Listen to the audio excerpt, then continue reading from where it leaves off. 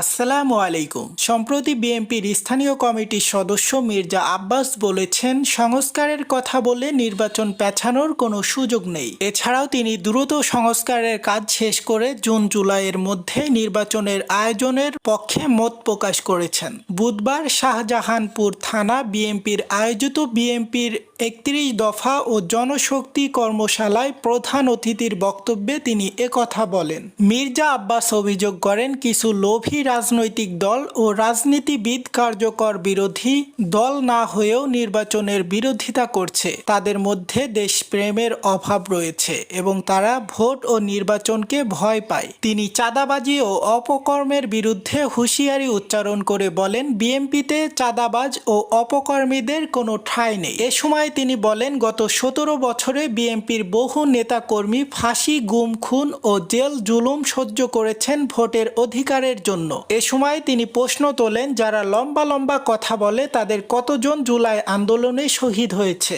তিনি জানান, জুলাই আন্দোলনে বিএনপির প্রায় ৪২২ জন শহীদ হয়েছে। অতঃপর মির্জা আব্বাস আওয়ামী লীগ ও অন্যান্য দলকে কথাবার্তা হিসাব করে বলার হুঁশিয়ারি প্রকাশ করেছেন। সো হেই বন্ধুরা, আপনারা দেখছেন এইসে গ্লোবাল নিউজ, সাথে আছে আমি হুসাইন আহমেদ। সকল আপডেট পেতে আমাদের চ্যানেলটি সাবস্ক্রাইব করে আমাদের সাথেই থাকুন। সকলকে অনেক অনেক ধন্যবাদ।